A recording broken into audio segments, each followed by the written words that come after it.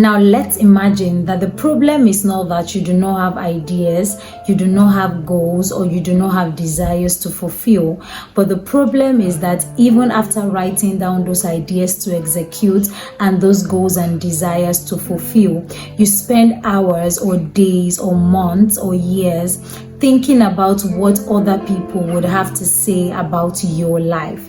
And at the end of the day, you sweep under the carpet those ideas, goals, and desires because of what other people would have to say. Trust me when I say that I'm not here to judge you, because for years I was in one position because I refused to execute the ideas that I feel like executing because of what other people would have to say about me. And trust me when I say that it's the worst thing to ever happen to any man or any woman. That's why in this video, I'm going to be talking about how to stop caring about what other people would say about you and how to start to live boldly. Because the moment you stop to care about what other people would have to say about your decisions, your ideas, your goals, your desires, that's the moment that you would start to live boldly. And the first thing that I'm going to say on my list is very hard, but it's the truth.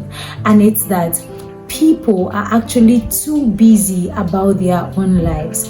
One of the major problems of overthinkers that sweep under the carpet their ideas or goals or desires because of what other people would have to say about them is because they have this notion that they are the main character in the world.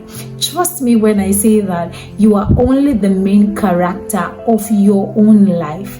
A lot of people that you think that they are going to spend days analyzing your ideas, analyzing your desires, are actually very busy with their own lives. All of those things are actually in your head. You feel like these people do not have any other thing that they are doing apart from watching you as if you're the main character of a movie.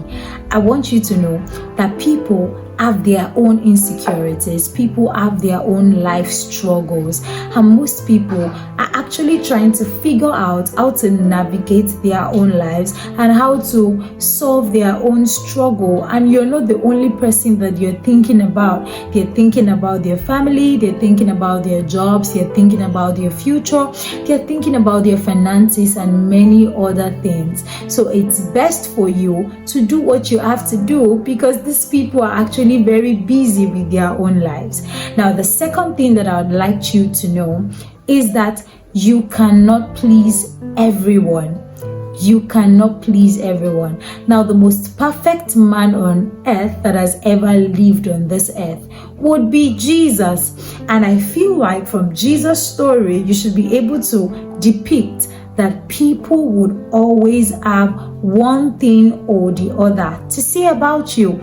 Now imagine a man who is as perfect and flawless as Jesus, but people still had so many condescending things to say about him. All he ever did was to heal people, was to love people. But these people will still find something to say about him. Like, why was he healing somebody on a Sabbath day? This is to tell you that you can never be perfect. Even though you actually learn the act of perfectionism, a lot of people will still have something to say about you. If you don't talk, they're going to say you're too quiet. If you speak up, they're going to say you're too loud.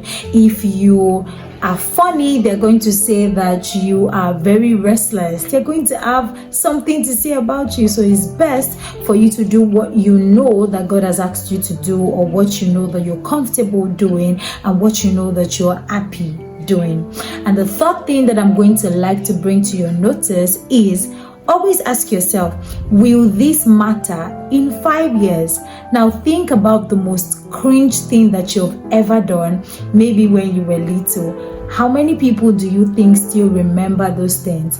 We have our most embarrassing moments, but those moments are only, remembered by us. We are the only one that have it in our heads, because many people that were present when those most embarrassing moments in yours, in quote, when they happened, they mostly would have forgotten by now until you bring it up again, and they're going to just laugh about it. So Even if what you want to do or the things that you have desires in, you call them cringe because of the worldly standard, let me tell you, the people are just going to laugh. We have a lot of trending gist coming up every day, so yours won't last forever. If people laugh about you today, trust me, in the next 5 days, they have another thing to laugh about. So you're not the main character, like I said earlier. The fourth thing that I would like to bring to your notice in the topic, how to stop caring about what other people will think about you and how to start to live boldly, is think about the cost of playing small. The moment that you try to shrink yourself to fit into other people's expectation of you, that's the moment that you lose. God has given you hidden talents. God has given you abilities, capabilities. You're going to let all of those things waste just because of what other people will think. Now, one of the most common characters in people who are always scared about what other people will think about them is what if? What if they laugh about me? What if they make jest of me? What if they bully me? Or what if many other things that are negative? Now, one of the things you should also think about is, what if this thing that you're scared of doing is what God has deposited in you that is going to change your life forever? What if this particular thing that you want to do is going to give people courage to start doing it? What if you're going to be a big inspiration to somebody who is also as scared as you are? So always think about the cost of playing small. Do not try to fit into other people's expectation of you by playing small. Go all out, spread your wings and fly. And the fifth and the last thing that I'm going to like to let you know is that your only competition is the last version of yourself. You do not have anybody that you should compete with. You do not have any competitor aside yourself. Comparison steals your joy. Stop looking left, stop looking right, because your competition is only the better version of yourself.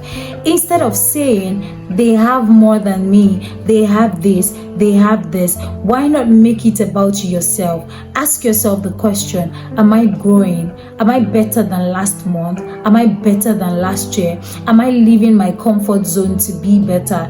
Instead of comparing your journey to other people. Because when you compare your journey to other people's journey, you feel like you don't even need to start again because these people have started, or because they are doing it better than you, and then you use their own journey as a yardstick to your own journey. I want you to know that doing it scared is better than not doing it at all. Doing it afraid is better than just sweeping it under the carpet, never to go back to it again, just because of what other people would say. I want you to know that it is your life. You have the choice to make. You have the decision to make. Stop trying to impress people that will not even remember you in few years' time, because in that few years' time, they'll be battling with their own lives. They'll be battling with their own decisions and their own struggles. Do it all afraid. Everybody is scared. Nobody has it all figured out. The people that you see that they show up, they're the people that despite the fear, despite the negativity, they decide to still do what they would have to do, shutting down what other people would say about them, shutting out what other people's opinion is, and knowing that God's opinion is greater than people's opinion about you. That will bring me to the end of the video. Thank you so much for watching. Do well to put in the comment section what you would start to do differently now that you've watched this video, and I wish you the best. Thank you.